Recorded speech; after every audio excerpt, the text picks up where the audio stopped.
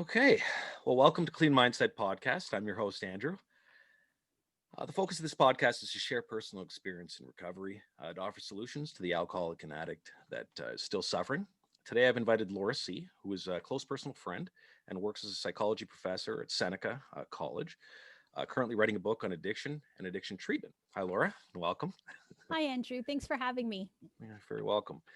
So as you know, today's topic is step one in barriers. Also, I wanted to hit on a few of the mental health aspects of addiction and whatnot. So for step one, I'll just reiterate that one. For step one of the 12 steps of Alcoholics Anonymous, it's admitted we were powerless over alcohol and that our lives have become unmanageable. Um, now we both have experience where this is concerned. That's why I knew this would be a great topic. My experience being personal and yours being clinical and educational. My greatest barrier for myself to this step was just admitting I was powerless. I equated this to being weak and to being kind of, I don't know. I really thought I was only powerless to alcohol and substances. I'm not powerless to other aspects of my life, but that was kind of the lie I told myself. I said that for the longest time that kept me away from the program. So when in fact my powerlessness over alcohol had profound effects on all aspects of my life. Once I could admit I was powerless and that life had become unmanageable, I was able to take an honest look at the other unmanageable parts of my life. This allowed me to realize mainly that even though I had success in many areas of my life, I could do so much better by cutting out the alcohol and substances. So, where you're concerned, I wanted to ask you, what's your opinion, and kind of what have been some of the barriers that you've seen to admitting powerlessness, and kind of the mental health aspects of that? Yeah, well, I think this is a great topic, Andrew, and I think it's really important to break it down as we're doing. A lot of people know, or sort of in the general population and the general understanding, there's this notion that, okay, the first step is to admit you have a problem, and that's true, right?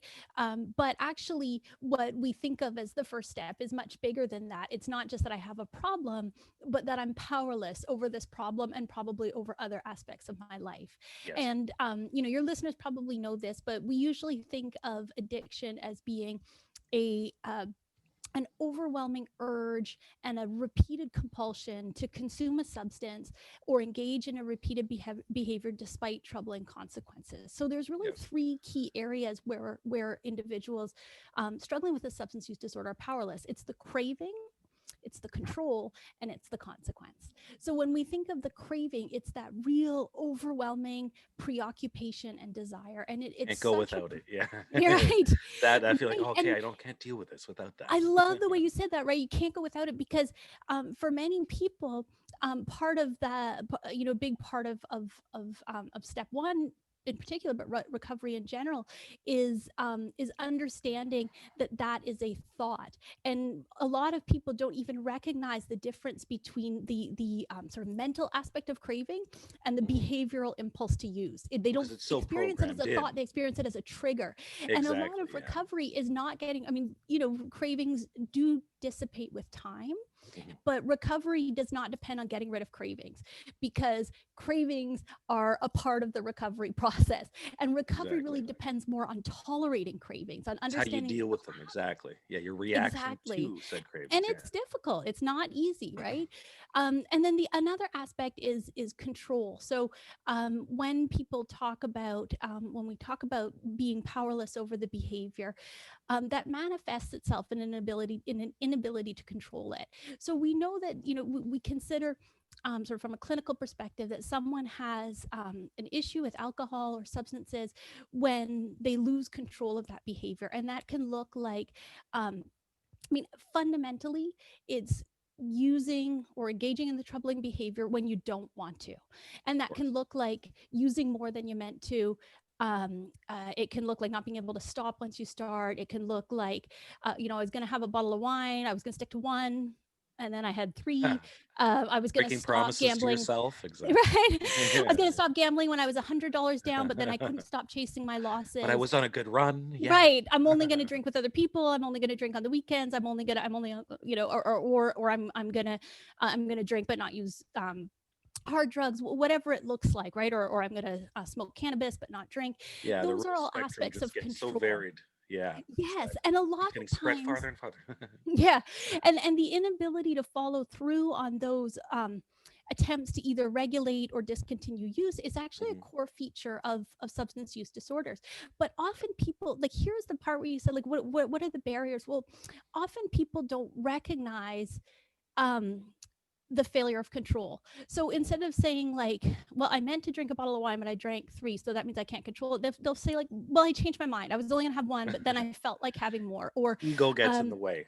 exactly, That's because what it is. we It's like, have I don't want to to. admit that. No, no, I made that decision. I was Yes. responsible for that. Don't try to tell me something else out there made the decision for me. Exactly. Of Because course. our mind is really powerful. We rationalize what we've done. So the ability to recognize our own loss of control from an objective perspective, it's one thing, but when you're actually in it, it's genuinely difficult.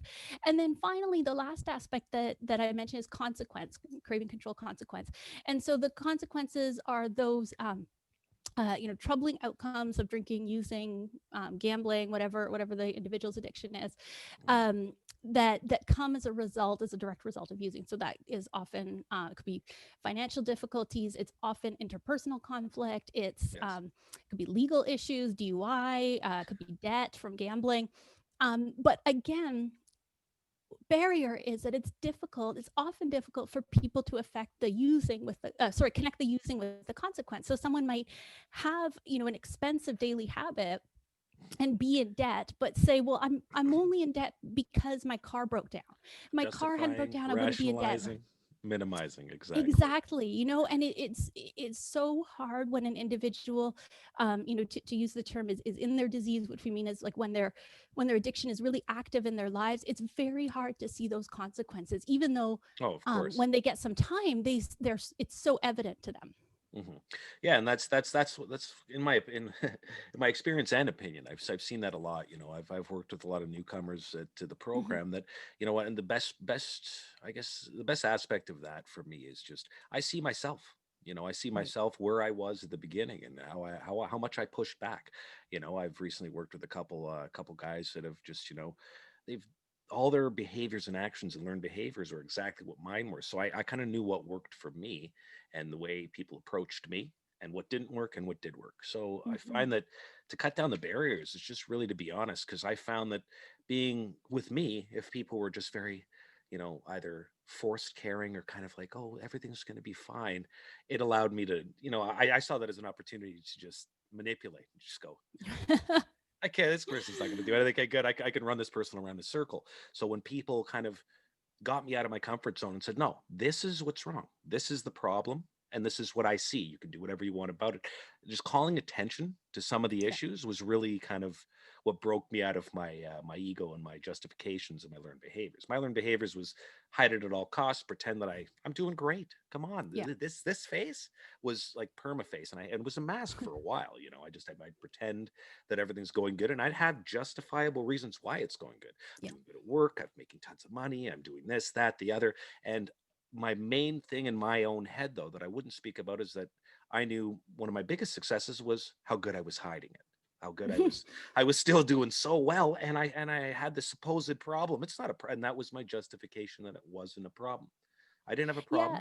problem, and that's kind of that's how I justified it. I don't have a problem because of this, and this. I've still ticked off these boxes in my life until I realized that once I actually take a look and cut out the alcohol and the substances, what I realized was I can do so much better. Even though I am doing good and I'm doing great in some areas, I can do so much better without them. And that's when the change started to happen for me. Yeah, and I think, it's an interesting thing about substance use in particular, right? Like, we've come a long way in terms of awareness of other mental health issues, Yeah. but with substance use, there isn't great awareness. So people often genuinely don't have a name or a label for what they're doing, right? Because people think, well, an alcoholic or an addict, that's someone that lives under a bridge, or that's Of someone who course, doesn't have a stereotypical home, or views. Yeah. yeah, and that's only a really small percentage of people, maybe 5%, Yeah. that come into residential treatment. And often the sort of pattern of how we lose things, um, in active addiction is interpersonal first, then financial, then occupational. And so job is last, right? Yeah. And a lot of people tend to hang on to the fact that, well, I have a job, so that means I don't have a problem. And unfortunately, I think if there was more awareness around what addiction really is, and this Mhm. is, Andrew, why it's great that you're doing this podcast, right? Like, it affects all aspects of society, all layers of society, everywhere, um, and men, women, every creed, every culture, Exactly. Yeah. and often it hides itself in ways that are really insidious. Mhm. No, and I agree with that because like with me, I was able to convince people I was doing great, and that's all that I'm doing great in every area of my life.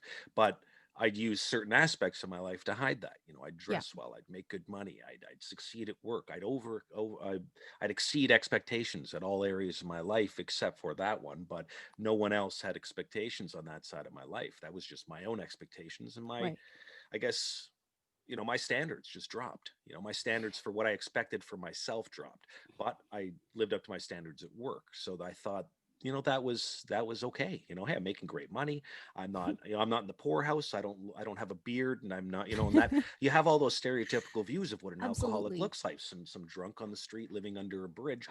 Yeah, That's a stereotypical view that is yeah. what an It's alcoholic just looks not like. accurate. No, Yeah. and that's not true at all. I didn't look like that, and I can definitely say that I'm an alcoholic and an addict. I was so, but people wouldn't see that at face value. I wouldn't allow them to see that because I put on a And mask and pretend. So yeah, speaking of the stigma, I have to say that my profession is not we're not exactly helping. It's one of those areas that people are really reluctant to bring up, right? Even mhm, professionals in the field. So there's I think it's getting better slowly, and again, because of podcasts like this, and yeah, people speaking about their recovery and bringing it more into public awareness. But even mhm, in sort of a psychotherapeutic setting, is often something that counselors or therapists are afraid to bring up unless they are specifically addiction counselors. yeah, But I spoke with an individual who told me that his alcohol withdrawal was so bad that his hands were shaking. He couldn't write his own name, and he went to student counseling, and they didn't even ask, how much are you drinking, you know. no, And so, like, therapists who will ask about everything, your childhood, no, your no, sex no, life, but yeah. there's still this reluctance to ask about, how much do you drink and how much are you No, it's using, almost right? an So acceptance of it. It's like, hey, oh, so yes, you're just drinking normally, right? Cool. That's it. It's not like normally. What's normally? And that's the yeah, so funny thing. people It's don't just know there's a solution, right? Because exactly. they don't even know that that's their problem. They Yeah. don't have the words for it. Well, if a doctor kind of tells you, obviously, if you go seek out a doctor and the doctor tells you, "Oh, no, no, that's not that bad," but by what scale? Like Right. by social standards, or by compared to that alcoholic on the street under a bridge, or compared to the guy that just has two drinks. So there's a wide range of kind of alcoholism, and it really depends. And I look at it as if you mean to not drink and you do, that could be a problem. Yeah. You know what I mean? If you go and have one drink when you meant to have one drink and have 20, that ends up that's not really what you meant to do. And if you start lying to yourself or justifying or minimizing, I found that that's when I knew there was a problem. But even still, at that point in my head, it was doing what most people's do. It was telling me that, no, that's not that bad. Hey, that guy does it, or that guy does it. It was always by comparison. It's, hey, this guy drinks the same as I do, and he still comes to work just like I do. He makes good money just like I Hmm. do. These are all reasons that make it not a problem. But it's really just the guilt and the shame about it. I've seen a lot of people that I've worked with or talked to that have that guilt and shame. It's just like, what would people think?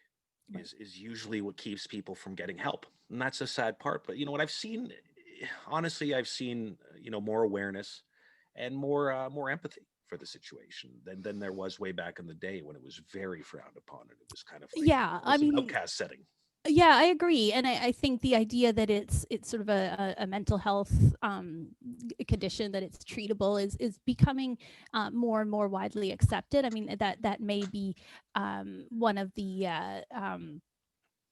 the one of the few positives of the tragedy of the opioid epidemic, which just hit every strata of society, right? So the idea of um, uh, I used to work in autism in the early 2000s, and back when I started in autism, it was a rare diagnosis. Right. And when I would tell people what population I worked with, they'd be like, "Oh yeah, like I think I saw Rain Man." And then by the time I left autism, Serious? right, there was Wasn't he this, yeah, autistic? wasn't he? There was this explosion of cases, right? And everybody I knew was affected in some way, like whether it was a family member or a neighbor or a friend or a kid down the Yeah, street or a cousin, or everybody knew someone with autism. And I feel like, again, it's one of the maybe silver linings of the tragedy of the opioid epidemic is everybody now knows someone who's affected by addiction, even if they of themselves course. not suffered from addiction. Every neighbor, friend, colleague, coworker, cousin, Yes, everybody is personally affected in some way, and I think that is really helpful in terms of lifting the stigma. On the other hand, I think we have good, we're getting better awareness of sort of mental health diagnoses, but even in general, like people don't have good understanding of treatment and what treatment options are, both for no. addiction in particular and mental health diagnoses in general. Yeah, I know that, and that was my main focus with this channel, was just to kind of to get some solutions out there. You know what, Yeah. if my solution or any of the ones that I can suggest, or anybody that I have as a guest can suggest any good solutions, and that works for one person, that's good enough for me. But I find that the awareness and the ability to talk about it, the open dialogue about it now is grown a lot. There's a lot of people that it's not kind of a hush hush topic. It's like, oh, did you hear about Jim? He drinks a lot. It's not kind of a backroom dealing type talk. Yeah. It's more open and kind of forefront. Someone has a problem, they don't go, oh, look at that idiot, he drinks too much. They Right. go, oh, Jim, It's a health issue. I Yeah. hope he It's a gets the human help he rights needs. issue. Yeah, Yeah. exactly. So it's more of an understanding view. And then I'm not saying that's everybody. There still are No. people that have their opinions and have their have their stereotypical views of what that is. But what I've grown to learn is that those type of people that have their opinions about that, what, if someone doesn't believe that what I'm doing or the way I'm doing it is right, you know what? That all the best to you. That's Yeah. that's what a And lot I of. think that changes the more people, the closer it comes to home, for Of people. course. Like it's one thing when it's a problem that affects other people, but when you start to know, again, like coworkers, neighbors, friends, extended family, Mhm. people develop a lot more compassion for it. And Of just course. to go back to what you were saying in terms of barriers, and you're like, how it's easy to stay in denial when you still have a job or you still have money in the bank, or whatever Of it is. course. I think that is something to, I think that's a really important message to get out there, because just like in all forms of mental health, and actually developmental disability, earlier intervention is better. Yes. It's harder to it's harder to recover from an addiction the longer you've been in active use. If someone is depressed, it's harder to treat when they're suicidal and out on a ledge, Yeah. versus when the first couple of weeks when you can't get out of bed, right? So the sooner we treat, the sooner an individual seeks intervention, the better, because the more treatable it is. Yes, I And I agree. think that's one of the real kind of failings of the mental health awareness movement, and it is the lack of awareness around treatment. So people have a good understanding of diagnoses, but they don't know.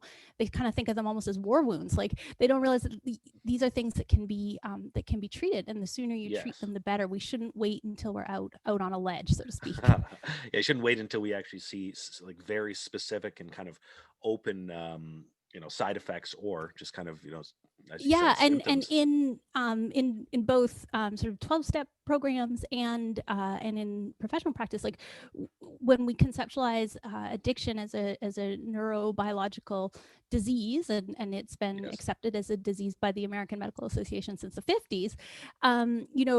We often talk about it as a progressive disease, that it gets worse over time. So the longer Yes, and I you wait agree to with treat that. it, the Yes. harder it is. Yes, and like in the early stages, a lot of people, the stigma is what really has to get combated on all levels, really. But that can only go by public opinion, and that's that's Yes. that's the only part. So kind of anybody out there that is still suffering, I think the best option for anybody that's suffering is just to be honest with yourself and Hmm. kind of really go, um, yeah, you really tell yourself. Your self-talk is really the most important thing in every aspect of life, for mental health, period. Not just addiction, not just any of that side. It's your limiting beliefs and what you believe about yourself, your learned behavior, what you've trained yourself to believe or say at any given time, right? And that's what I found is a big barrier for a lot of Yeah. people coming into the program. Their self-talk is, you've got a problem, hide it, don't tell anyone, this is something that they'll judge you for, or anything of that nature. It doesn't Hmm. help. It keeps a barrier right there, keeps them over there and the person over here, and that's Yeah, the and I think what you separation. said about limiting belief, when you said like, um, my life could have gotten a lot worse, but it also could have gotten a lot better once I stopped, drinking 100%. or using. And I think that I think that that's an important thing for people to consider. If someone is not struggling with substance use or addictive disorder, Hmm. stopping for a period of time is usually not that big of a deal. So if No. you try it, and you can do it, then great, and then you can make a decision. Is a little bit of this in moderation helpful in my life, or am I better without? And if you can't do it, then that's a time that you really need to be honest with yourself, right? Because Yes. it's very easy to say, well, I couldn't do it because this happened, or I couldn't do it because that happened, right? We're always able to rationalize, but Justify it um, away. Yeah. if we just look at it objectively, right? Like, what, Mm. were you tried to stop for 2 weeks? Was it possible? And if the answer is no, I think that's really something to reflect on. Yeah, and that's one thing that I did as well, and I've helped a couple other people do, is just kind of make that change just for a short period of time, just to have a point of Hmm. reference or a basis for comparison. If I take 2 weeks off and I actually focus on and be aware of how I felt during that period, and then compare that directly to how I feel when I'm actively using or drinking, Hmm. that's that's where when you look at the emotion side of it and look at the feelings of how you felt during that period. Did you feel Hmm. more motivated? Did you feel more comfortable? Did you feel less anxious? Did you feel all these different comparisons? It's this or this, and you can actually take a look at it specifically and say, you know what, Yeah. I was feeling a lot more anxious when using, and I was feeling a lot more guilt and shame and all these other emotions or feelings that were associated to using that weren't there during that 2 week period, 3 week period, Yeah. whatever time, right? And so taking a look at that and comparing it, one versus the other, because if you don't have that basis for comparison, all you have is your learned behavior of what you do, and what usually people do that drink and use is drink and use for any Yeah. any of a various amount of reasons, right? So just breaking them out of that cycle, even for a short period, if it's a couple days, at least you Yeah. have something to compare their old behaviors to the new behaviors, right? Yeah. And I think that grows on a lot of people. They Yeah. they kind of they look at the world differently, because if I'm looking at the world through a alcoholic or addicted filter, then I see everything through that, right? I don't Yes. my reactions, my behaviors, my Yeah. personality, everything's derived from that, because it's all in hide this, pretend to be this. Oh, there we Yeah. go. You go from that kind of, oh, I hate life too. Hey, everything's great, nothing's wrong, we're doing good today, and what's the point? Why not actually feel that way? Why not actually feel happy about your day and Yeah. enjoy everything about it, not have this nagging regret in the back of your mind going, oh God, I wish I didn't do that. Or, you Yeah. know, and I had that. I had the kind of revolving door where, Hmm. I'd say, you know what, I'm not going to go out and drink, or I'm just going to have one drink. And then I'd go out and have 10. And then the next morning I'd wake up and go, why did I do that? Oh, you know what? I can forget about that because I'm going out later. And it was just a constant of not liking what I did last night, drinking to forget it. And it was a steady thing. And once I realized that was the behavior, I tell myself, you know what? I've still got my job. I still got this. And Right. if you're looking, yeah, if This you're guy is looking, worse. This hey, other person there's is worse. another person that's worse, and that's what kept me out of the program as well. Like when I'd go to meetings, Yeah. I'd come in, and my main focus, or technically, if I want to be honest, my addictions focus that was in my head was to find reasons why I don't belong, Mm, and that's what I do. If I go in, like it's the same thing. If I go in looking for that, then I'm going to find it. If I go in looking yeah. for red, I'm going to see everyone wearing red. So it's what you Yeah. focus on, you move towards, and that's where I was focusing on who is not like me, Yeah. rather than who do I relate to, right? It's true. And you know that saying, like, when you change the things you look at, the things you look at change. Like there's a lot of truth to that. You know, you said Yes, when I was still drinking and using, it felt like everyone I knew was drinking and using, and lots of them more than me, right? it's And normal when behavior. absolutely, and that's a big fear actually that people have when they come into treatment, or when they're new to sobriety, right? Is but that's everybody drinks and uses like this. I will be the only one. And one of the big surprises that people often get, in early recovery or later recovery is, gosh, a lot of people don't drink, or don't drink very much. And I think that uh, and I don't mean just the people you meet who are also in recovery. I mean, when you go out to the work party or to your friend's birthday party, you kind of realize, like, there's actually, once you're not drinking or not using, you actually realize that it's not as widespread as we tell ourselves, as individuals No, no, tell no. themselves when they're in active addiction. And you know what you said about being present in the moment, I think is really, or present in your own life, right, is really important, because one of the things that we talk about a lot in recovery now, is mindfulness. And if you Yes. Google mindfulness based recovery, you'll see about a billion hits, right? And when I said at the beginning, like, um, the goal of treatment is not to get rid of cravings, although, as I said, cravings will dissipate over time, and I want to Of course, and keep I know that repeating that personally. because they are Yes. really intense and painful. But they don't disappear like that, right? And they can hit at any point. They can hit people who are a year sober, 2 years sober, 10 years sober. Exactly. And But that mindfulness, when we have mindfulness, when we're fully in the moment, as present as we can be, on purpose and without judgment, it's easier to separate what's a thought from what's a behavior, right? And Yes. and and that unpleasant feeling of craving becomes just like a wave I'm going to ride, not a command that I must obey. And it Yeah. always goes away, right? It No, it's just it's always like, in the reaction too. It's always in just yes. the way you react to it, because I never used to question in my thoughts. I thought I knew everything, and I thought that what I thought was right. And so that's where I find that not just with, the AA program, in life, I question my Hmm. thoughts because I've programmed myself. I've had experiences, I've reacted to them in this way, and that is my way. But it doesn't have to Yes. be. There's so many different ways to go about or react, and that's where I like to, I question my thoughts. If I have something that makes me feel uncomfortable and I think so, I go, you know what? No, no, that's not right. There's no way. And I never Hmm. used to do that. It would just be automatic. That learned Right. behavior would come in, and I just go, oh, that's what I do, rather Yeah. than, You know, and we it always led me down the same path. And that's where the I change know comes in. in treatment they talk a lot about the difference between reacting and responding, right? So Yes. reacting is that, like, Immediate. automatic, Yeah. you hammer my knee and I kick back, right? Yeah. And responding is that taking the moment to reflect of okay, what, I'm having this emotion, what should I do? What does that mean, right? And Yeah. often our first instinct, which is always fight or flight, is Yeah. often not the right one, No. because we're usually not in a life or death situation. So the desire to flee from the uncomfortable situation, or to really, go full offensive, may not be the most helpful. And when we have that moment where we have a choice, in how to respond, Yeah. that's very powerful. And the first time that an individual practices that in recovery is around the craving, right? You have this thought, and now you have a choice over, Mhm. does that mean you have to go out and use, or could you, meditate, turn on the TV, go Could you for do a one walk, of call a friend, any number of things? Yeah, yeah, 20 yeah, different go to a things you meeting, have the option to. yeah. Exactly.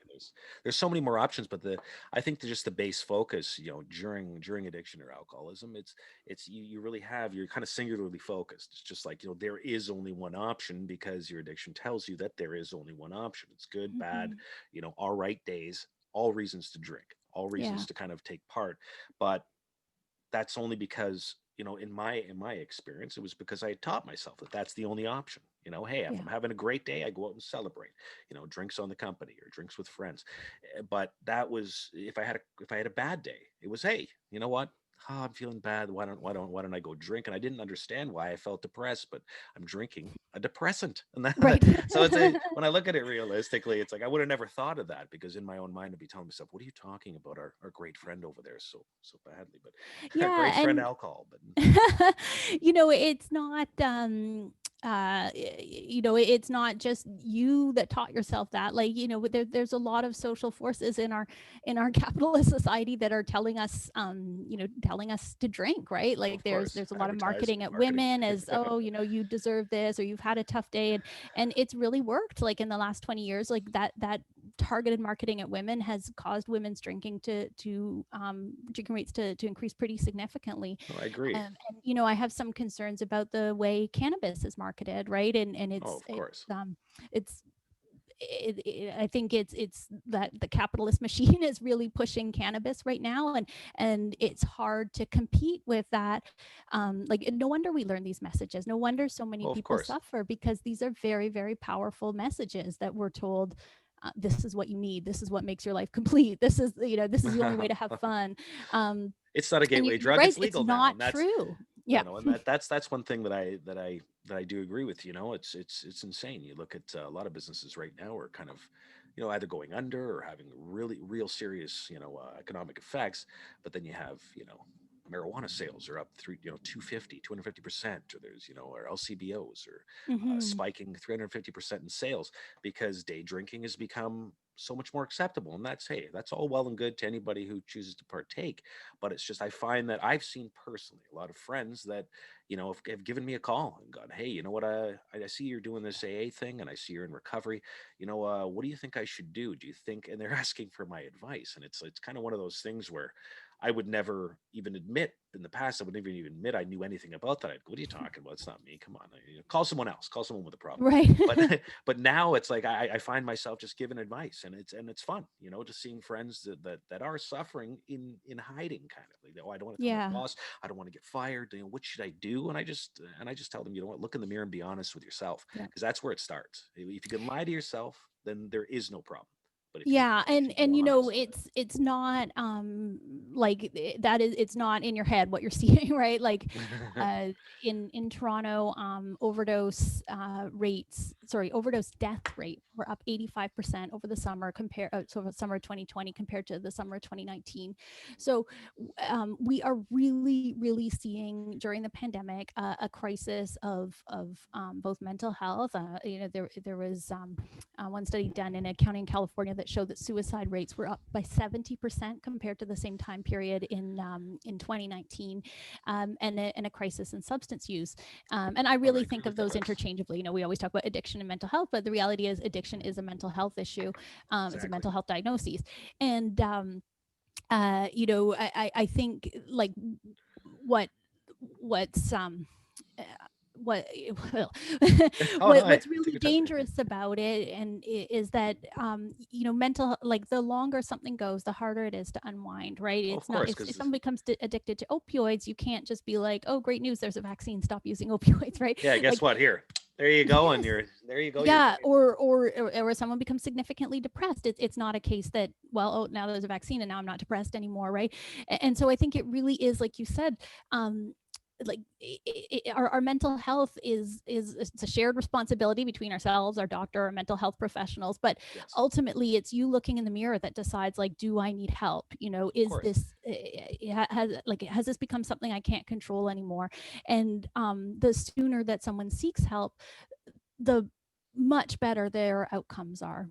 Yeah, and that's the thing where in personal experience, I got to a point where I didn't even want to look in the mirror because I knew I was lying to myself. I just go, I don't want to Mhm. look at that goddamn liar, and it's but like I can't look myself in the mirror and lie and go, oh, I believe it. When I was drinking, and using, I could, because I'd find I'd kind of skirt the issue. I'd be able to say, oh, you know what, it's yeah, it's a little bit bad sometimes, but not all the time. Yes, I'm Right. good. There's my justification for today. Then the next day would be, well, I don't really have a problem like him. And I'd find like just the person who drinks beyond oblivion, blackout drinker, and I go, I'm Mhm. not as bad as him. yes, there's another justification. And I just build these up. And they were all Yeah. excuses and they were all bullshit. But they kept me on that path. They kept me on the, denial kind of, no acceptance that I do of a problem. But I find that once I was just honest with myself and I could look myself in the mirror and say, you know what, yeah, this could end up being a very real problem or a very Hmm. significant problem, and it started affecting different aspects of my life that I was justifying away again. It was just everything started getting justified. Everything was okay. It was all right for this reason. And once I stack up all those, justifications, rationalizations, minimizations, it just got ridiculous. You start looking at it going, okay, maybe this might be getting out of hand, and you know what, maybe this is going to affect everything else. But Yeah, and I think just to point out, in terms of my own profession too, like I mhm, really think that there isn't a divide between those who need help and those who give help, and yeah. I really think if you are seeking a therapist, you should find a therapist that has a therapist. I have a therapist, which I It's a think is second really opinion, important. exactly. Yeah. Well, yeah, in the same way that your dentist has a dentist, right? And your doctor should Exactly. have a doctor. Like, we don't really have the objectivity, the luxury of objectivity with our own behavior, right? Because of our tendency to rationalize. Yeah. And so if you have, a mental health professional, if you have someone who's in sobriety, if your doctor is a great place to start, like asking this person, if you're wondering, like ask this person, like, here's what's going on in my life. Do you think I need help? Like, do you think I have a problem? I It know, is but a lot of people feel really important. that's We a lot of don't people look see at it. that as weakness, right? They go, oh, Yes. I'm good, I'm good, and the face comes on. And you know what? The funny thing was with me, I felt that I don't want anyone to know I'm weak, Mm. or I don't want anyone to know that I think I'm weak, even, which is an even Right. more of a little bit of a rationalization too. And I don't want anybody to know Yep. because on this face, everything's associated with that face at work is power, success, and all this stuff that I had associated with that persona that I had Hmm. created. That I don't want them. I had to keep them both separate. It's like, you know what, that can get dealt with later. I don't want to kind of make this, general knowledge really, and Yeah. that's what keeps it hidden. But lately, I have seen a lot more acceptance for the problem of addiction and alcoholism. There's a lot of Yeah, people. and I think it's worth pointing out as well, like that experience, what you're describing, that the lack of desire to seem weak can particularly affect men, right? Like, women Oh, of um course, the are more stereotypical likely actions to of men. exactly, like, Yeah. to seek help and to Oop. um be more willing to use mental health services Mhm. than men are, and that is, it's not helpful. Right? And one of the things that we've seen pretty reliably in sort of clinical psych for decades is that women have higher rates of depression and anxiety, and men have higher rates of alcohol and substance use disorders. But many people, including me, think that's really, that's how men self-medicate depression and anxiety. And then you got That's depression and alcohol use disorder on top of it, right? Well, And there's now it's repression more of the complex. depression, which causes the alcoholism, and that's Yeah. and I agree with that because I myself and a lot of male friends that I have just have always been told, just deal with it on your own. Hey, shove it down. You can deal with it. You're good. You got this on your own. You don't need help. What's help? That's weakness. Don't, everything's good. I got this. And that's kind of a mantra that, me and a lot of my friends would tell ourselves. I'd tell them, I can only speak from my personal experience. So Hmm. for me, it was, I got this. I don't need any help. I'm good. I don't have a problem. Even if it was something that I felt like my back was up against the wall, I'd say, no, I got this. I can do this. And I'd push through and I'd get through it. But Hmm. there was a lot easier of a way to go about it. Yeah. Actually accepting help or accepting kind of, any assistance in any way doesn't mean that I'm unable to do it on my Right. own. It just means that I'd rather get it done the easy way and not have to suffer through it. And that's Right. that's the realization I've come to, is that, I can accept help without feeling that, it took away from my accolades from achieving that or Right. having that success. I can accept help any day of the week now, and I don't feel weak because of it. And I think that's a big issue. That's kind of Yeah. one of the big aspects of it. So I do agree with that. Yeah, and it's one of the areas of stigma around mental health, right? Like when it comes to our physical health, we understand that our going to our doctor can, I guess if you broke your finger, it could heal, but you're going to end up with a wacky shaped finger, right? Yeah, exactly. The And I long-term think, effects will be worse. Yeah. yeah, and I think it's worth pointing out that for mental health issues in general, including substance use and addictive disorders, it's often like for something like depression. I'm someone that, like, I've struggled with depression, episodes of depression, most of my adult life, right? Okay. And just like alcoholism or alcohol use disorder, like it tends to be progressive, right? So Yes. if you experience an episode of depression when you're 18, you may come out of it on your own, right? But that doesn't mean you're going to come out of the next one that you experience when you're 28 or 20 or 32 or 46 or whatever it is, Stacked on right? top of each other. And so, and that can happen with alcohol use disorder or substance use disorder, right? Like someone can go through a period where I don't know, like I worked in a nightclub. I was really heavy into cocaine, but I was able to stop. And Yeah. then when their drinking comes out of becomes out of control or becomes difficult to manage, they think to themselves, well, I was able to stop cocaine 18 years, 4 years ago, so I should be able to stop this on my own. And And that's the that's not fallacies they tell themselves, and that's what it exactly right. is. And same with depression. Like you may have an episode of depression when you're 18 and come out of it on your own, but that doesn't mean you're not going to need professional help, whether that's medication or therapy or support group or whatever, when you're 27, when you have another episode, right? Like it's in remission, but it's not gone. And successive episodes tend to be worse. And the same is true with drinking, right? So I was able to get this under control. I was able to stop using this particular substance. Doesn't mean that you don't need help now. Exactly. And I feel that that's kind of one of those common things, is being able to say, I was able to do it on my own. And that's kind of what people strive for. I was able to do it on my own. Doing it on my own is more valuable than, getting help from someone. No, no, no. Yeah. I did that on my own. I got this, is kind of that Yeah. attitude. And I find that was one of the biggest barriers to me accepting my situation, and kind of and going into the AA program and being present. Mm-hmm. But one of the biggest things I'm grateful for where the AA program is concerned is just, the community, obviously. Yeah. The people that I've met, as well as, it's really the awareness that it's given me, Mm-hmm. and the ability to pass on what I've received from it, which is awareness, which is, you know continuity, really, in my life, Right. with every aspect of my life, and And just. Andrew, did you do residential treatment first? Did you do an inpatient treatment program? I did, actually, yeah. No, I did a 30-day program. It was Yeah. Reticent that I actually did an episode with Tony, who's at Reticent, that I had met there, and it's a great program. Shout out to Renaissance. It is a great program, and I Thank you. think it's important for people to understand, and this is often how I conceptualize it, that treatment itself is not recovery. Treatment is No, stabilization, and it's discovery. what you You learn there is learn a reciprocity. bunch of new things, but recovery and in terms of relapse and what predicts relapse, the people who are the least likely to relapse are the people who have the best post-treatment engagement, and post-treatment Yes. engagement means the community programs generally, right? And that can be AA, and I think AA, one of the best things about AA is quite simply that there is a ton of resources, right? But it could mean smart recovery or refuge recovery or a support group or celebrate recovery. Like there's lots of different forms, like lots of different ways to become part of, to experience community engagement. But the idea that sometimes people have is if I go in for 30 days or 35 days or 42 days, I'm I cured. shall be cured. But really it's community engagement, post-treatment engagement in the community that determines long-term success in sobriety. No, and I can agree with that, because in my experience, I went in to this to the treatment program, Mm-hmm. and I really left all the responsibility on everyone else's shoulders for the first week. I came in there, and my opinion was, "Hey, you're the professionals. Tell me what the hell's wrong with me. Fix Give me. me give me a diagnosis. Tell me, what specifically I have to do to get rid of this."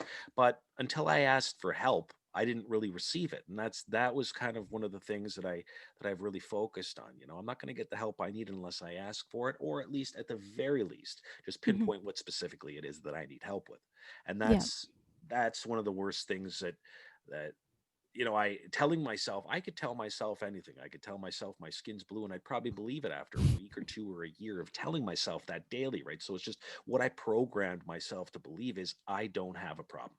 And that stayed with me, and it was a very hard thing to kind of get rid of because I always looked for justifications, minimizations, and rationalizations that I don't have a problem. So that programming is what I had to change. I had to be honest with myself and say, you know what? Yes, I do have a problem with this, and yes, Yeah. this needs work, and own it rather Yeah. than, be accepting and kind of open to that fact that I can get help for this and I will get help for this rather than I might or I think I should. Right. The open-ended kind of commands don't really Yeah. work well for me.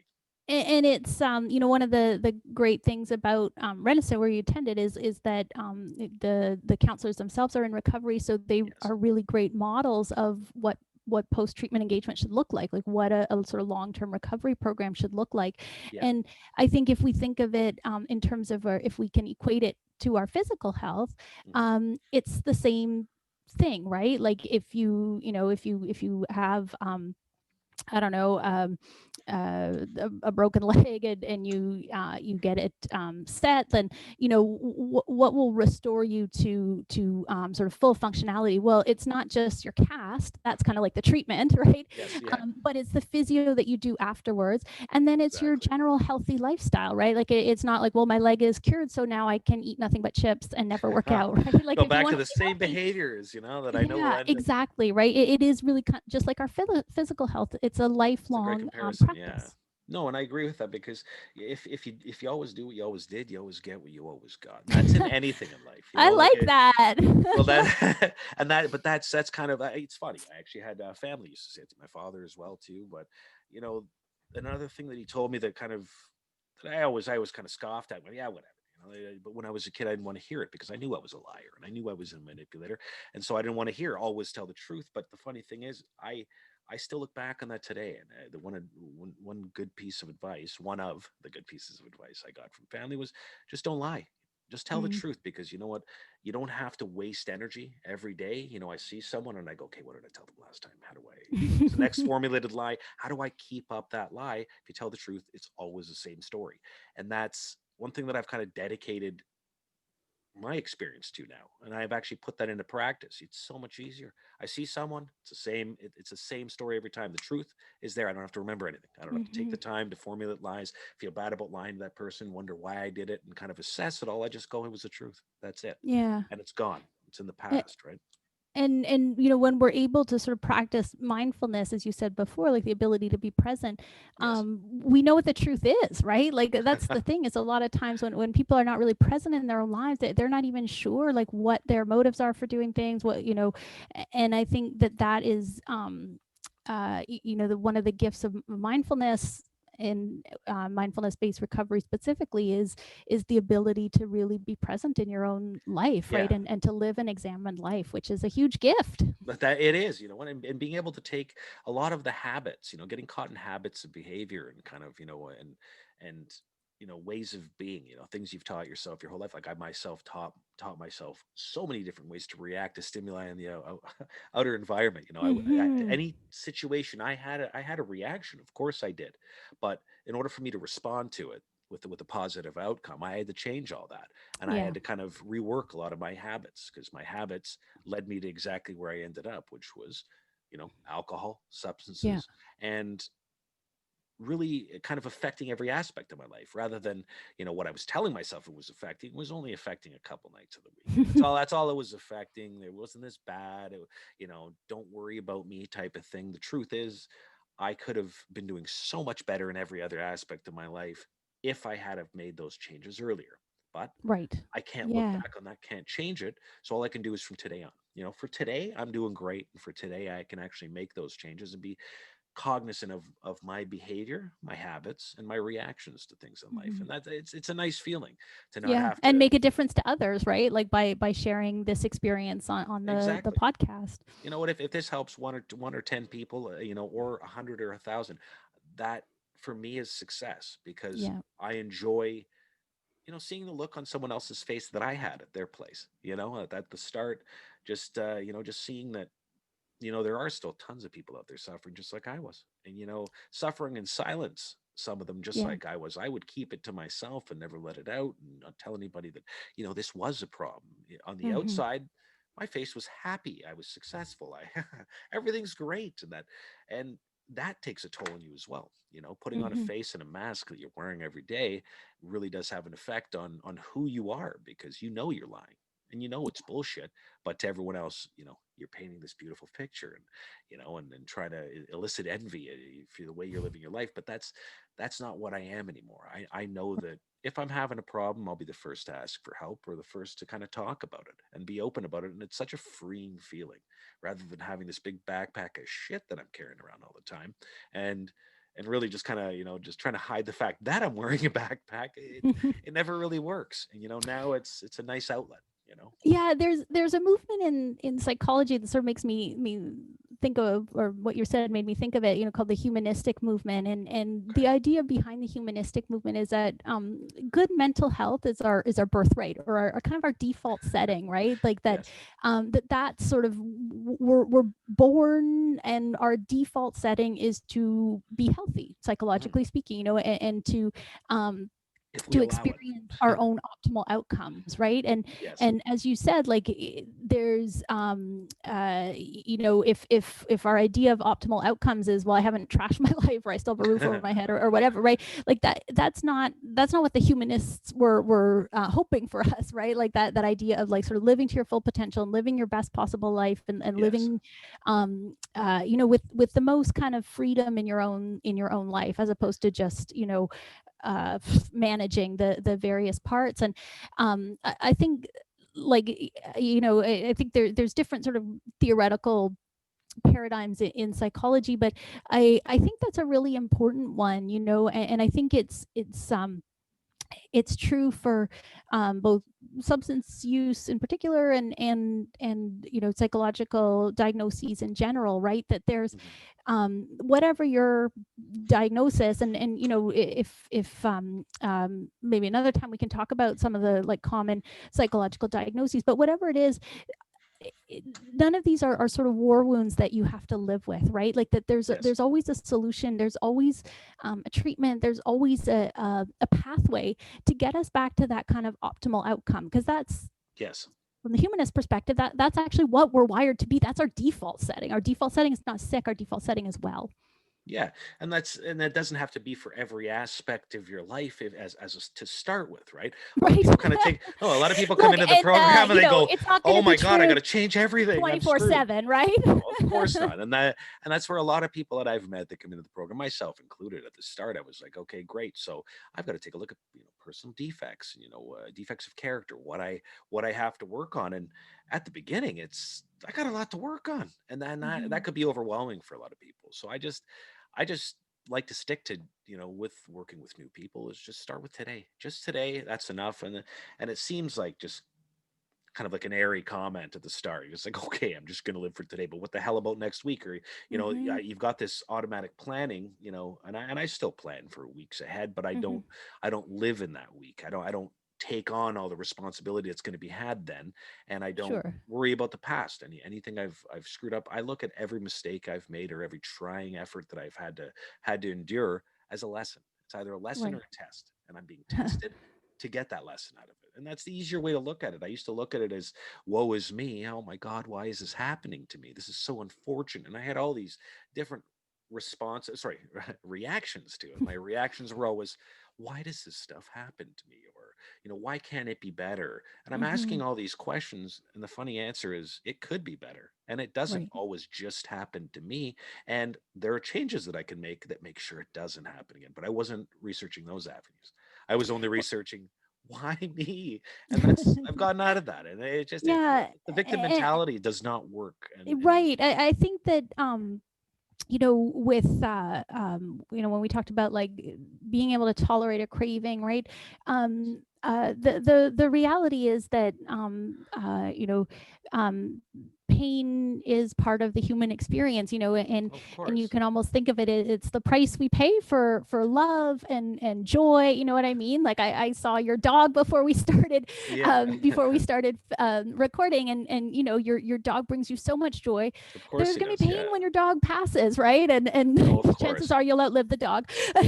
Oh, but you can't But have one without the other. If you it's don't worth have it. one, you don't know Yes. what the other is, and that's really Yes, all it is. exactly. And when we That's work exactly to avoid the pain, avoid the craving, we end up living a half life, and that I is agree. not that's not what our best possible life is. How do I know it's a great day if I haven't had a bad day? Because by comparison, yes, it's a great day, and like that's where I love having. And I know a lot of people kind of, when I tell friends, I'm glad every experience in my life, I wouldn't change a thing. And there's some bad experiences in my life that, that Hmm. I wouldn't wish on my worst enemy. But when I look at them from my point of view, I'm glad everything happened and that I wouldn't change a thing. And the reason that is because I wouldn't be the same person I am today if I hadn't learned those hard lessons that I learned.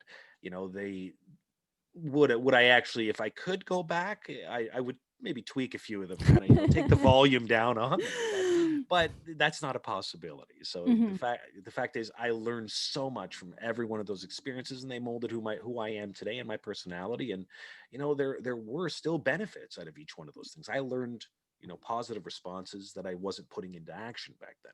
I learned different ways of going about it. This failed, I can do this failed, and I had Hmm. so many attempts that I know what works, but I just didn't have the gumption or the belief in self to actually follow it through and actually do it the right way that I had learned, right? So today I just try to take a look at what are all the options. If there's something that bothers me, most of the time the easiest question for me to ask is it really that important? And most of the time I laugh and go, no, it's Yeah. not that important. Or if there's a specific person that's Yeah. bugging me, I can ask myself, what else could it be? Yeah. I think immediately my immediate reaction usually is, oh, it's they don't like me, or there's something going wrong, and it's a direct attack at me. But if I ask, what else could it be? It could be any number of things. And if I pick five different examples, it makes me kind of a Hmm. little bit less mad at the person, a little bit less judgmental, Yeah. and I can move on with my day. And Yeah. there's always going to be adversity and problems and challenges. It's just how I deal with them today that differs, rather Yeah. than the pre-programmed ways I did before, because all those old actions got me to the same place every single time. And I know that, but I'd always justify it away by tweaking them just a little bit, so it's not as bad of a reaction. And then Hmm. it's not good. Right. So I had to really take a look at a lot of the ways that I react to different situations in life, and look at what other options there are, because I found that my singular focus in addiction and alcoholism was one decision or one action is there. I only have one thing available to me, whether it be alcohol or Hmm. substances or avoidance or Hmm. kind of numbing out and running from problems. And that's one of thousands of options. And Right. so many different things I could do, but I was so singularly focused because I wasn't open to looking at any other options, and that has to do with a lot of self-esteem. When people like myself were and are involved in addiction and alcoholism, your view of yourself, rightly so, is not that high, because all you're telling yourself on a daily basis is, I'm failing, I'm failing, I'm failing, I'm failing.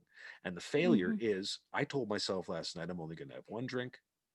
I had 10. That's the small little micro failure, but Hmm. those add up, and it's just, you keep breaking promises to yourself constantly. You Yeah. make a That promise, that break it. Make a promise, break it. brings us back to the control aspect, right? Like the Yes. control, craving, consequence of what addiction means, and that's a big part of it. And I think that's a good example, by the way, of like, if it were possible to shame yourself or punish yourself out of an addiction, you would have done it, right? Oh, no, Like, no, no. um, But we have done. That's the thing. Like, I did it myself. My mhm. self talk Yeah. was abysmal. Like, if Yeah. when I go back and I recall the words I used to say to myself, the inner talk, the inner voice Hmm. to myself, Christ, if actually someone in real life said that to me, I'd kick the shit out of them. Like, that Right. the way I spoke to myself was so unhealthy. And Yeah. realizing that, it seemed like normal to me. It was just Right. something I was conditioned to do, and it was my kind of reactions to my actions. I had these pre-programmed statements or words or self-talk that was always there and always present. And that was developed by, a constancy of letting myself down. I'd make promise to myself, I'd let myself down. And just And then that, you'd punish yourself. oh, of course, and the hole just gets dug deeper and deeper, and the dirt just starts getting piled in on you. And I understand that, because if you can't keep promises to yourself, what good are you, is the way I was thinking, right? And it was just, Hmm. and you get overwhelmed by it. And, Yeah. and it affects every other aspect of your life, because then you start making promises to other people, and because you can't keep them to yourself, you expect that you won't keep it to that person. So it's Hmm. all relative. And I think the self-esteem aspect of it is really affected, for a number of reasons. Hmm. It's just the stigma involved with the use of any substance or alcohol, as an escape, really, for all of them. There's a stigma involved with it. It's kind of, Hmm. weakness, poor you, kind of, oh, use your. And the one main comment that I always never agreed with is, you should use some willpower. The fact that some people can use willpower and have a few drinks doesn't mean it's Right. universal. And that's Right. that's that's one thing that I heard a lot myself. And I understand it today. It used to really infuriate me hearing it from family or friends. Just use some willpower. Just have one. What's wrong with Just you? have one. Yeah. That Yeah. buck. And I think once that, and that's when we talk about the disease model, right? Like once that neurochemical pathway has been hijacked by Oh, of addiction, course. it's not really possible to it's not possible to No, use no, one, and right? and, and and it's and not. um and that's why we see people that are cross addicted. It's not really about the substance, it's about The that effect. that dopamine pathway. Exactly. And I know, I don't know when we need to wrap up, but if I could just mention, it just made me think of it, what you're talking about, that notion of self-esteem and self-compassion. And Hmm. I worked a lot of my career in complex needs, which is often people with both developmental disability and serious mental health. And people make a lot of progress, um, but a lot of times there are like real kind of neurobiological limits on that amount, on the progress that people make, right? Yes. And One of the things that's been so exciting about working at Renascent is when people get well, the extent to which people thrive, and the extent to which their lives are transformed. Like it's not about like sort of like managing harm, sometimes in complex things. Well, let's hope Let's this minimize person, it a bit. Yeah, right, exactly. doesn't Let's cut a little come bit into off. conflict with the law again, or can they live with one-to-one staffing instead of two-to-one, right? Whereas when someone recovers from addiction, like it's like watching, to go back to my broken leg Floodgates are analogy, open. like they go from a broken leg to an Olympic skier, Yeah. and I really, the part where you're talking about, like that if someone is in that cycle where you're breaking those promises to yourself, and you're sort of full of self-loathing, like Of course. um understand that what's on the other side, like first of all, that there's hope for something else, and what's on the other side is so different. It's not like a slightly less painful version of what you're living now. It's an entirely different version of the Night life you're and living day. now, and it's Yeah. it's incredible to see. I know, and I agree with that, because like I changed my focus from, like looking at comparisons. Since I used to look at, my situation isn't that bad. I'm still achieving this. Mhm. I actually look at it specifically that, what, now that I'm not using those crutches, or using alcohol or substances, I know I can do so much better. And my basis for comparison now is, if I was doing so well even with that in my life, Yeah. the potential, there's potential for so much in my life. The potential is 100%. limitless. And that's kind of a better way to frame it now. My framing Yeah. before was, I'm getting by okay. Hmm. I'm doing okay. I don't want to do okay. I want to do Right. amazing. I want to overachieve, and kind of, to beat what my expectations are. And I always want to I guess, surpass my expectations for what life should be. Yeah. And I have that potential, and I believe it. That's the difference. I'm not Yeah. just saying it to myself to, kind of be a fake pump up every day. You're going to do great. Yeah. I have that actual belief, and I can actually believe it. And I know that that's possible because it's still that positive reinforcement. I do set goals for myself and I achieve them, constantly, whether it be micro goals or just our actual, long-term goals that I set little Yeah. steps to, rather And than setting a huge goal. I want to be, a millionaire. Then yeah, if there's no and steps towards it, you don't know how you're going to get there. There's no framework, right? speaking of the steps to get there, do you want to share with the listeners how long you have in sobriety now? Right now, actually, yeah, February 1st coming up, I have 2 years of sobriety, Wow. and And were you a daily user in your oh no, no, at the end, of course I was a yeah. daily drinker and So user. imagine, right? Like that should give someone hope, right? That one day at a time thing, right? Because I bet there was a time Truly. when you could not have imagined 2 days in a row. And No, and I well, you know what? There was a time that not even just imagining it, where I didn't want 2 days in a row because reality was something you're escaping, mm, that's your reality. My reality was something I created. I created a right. reality that I did not want to be in. Once it kind of came to fruition, I wanted to escape it, and I didn't want to be in it, and I had kind of made it such a habit where once reality hit me, I'd go, "Ooh, I know I don't like that," so I'd have to have a drink, and that would bring me out of it. And then Mm, I'd keep that up. It'd almost be a steady avoidance is really what I had, and that wasn't comfortable. It wasn't right. wasn't amazing, but it was palpable. That's I not could thriving. Yeah, no, that's it not our was I could deal with this is the inner talk, and that's not somewhere I want to be or something I want to be kind of experiencing. I want to be experiencing a day where I go, I'm proud of what I did today. I feel good about what I did today. And that's what these episodes bring me as well. If I can help one person, that's enough for me because just I go to meetings, and if I have some words that really worked for me or really helped me or my Mhm. experience will help someone else, awesome. I'm so proud and so grateful to be able to share that, only because other people sharing their experience and sharing what they've learned, and just little sayings or aspects of their life that they changed, or processes that they've used to succeed in this program, have helped me. And I've Mhm. learned, and I sometimes even quote other people, or I some of the quotes that they've heard that have really stuck, I write down, or I kind of remember. And that's all it is. It's the community, and it's doing it as a community rather than just doing it on your own. Because Mhm. initially I wanted to do it on my own, thought I had to do it on my own Mhm. because I didn't want anyone to know. It's like, yes, you people can know in the rooms, but they can't know. Keep it down. And that was that was a hard thing to get used to. But doing this is really getting out of my comfort zone. Mhm. And there's at first I kind of, if I want to be honest, I wanted to wear glasses and a hat, maybe a fake wig, and then but I wanted to. Andrew's not his real name. No, no, I'm let's say, John, Chris, whatever. But I don't mind actually talking about my personal experience because I don't think it's going to affect any aspect of my life that I don't have control over. It's Mhm. I I have a lot of coworkers and people that in my life that are very accepting of my situation because it's it is looked at as is it a mental health thing, and that's Mhm.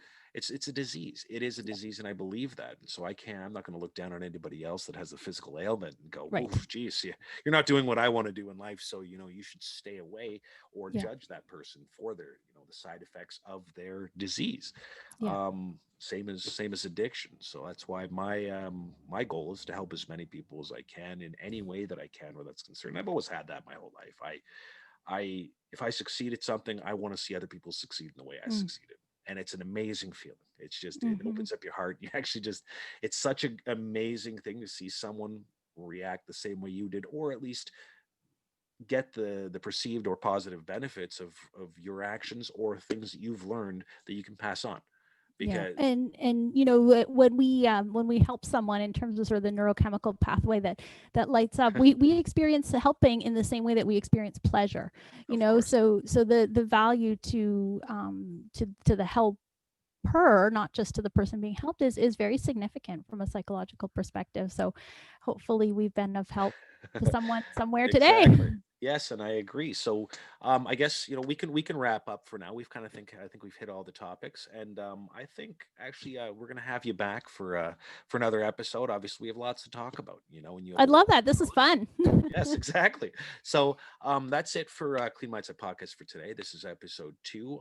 I will be back with there's numerous guests that I have coming on as well, professionals in the field and people with experience in addiction and alcoholism. So thank you for tuning in, and we'll talk to you soon.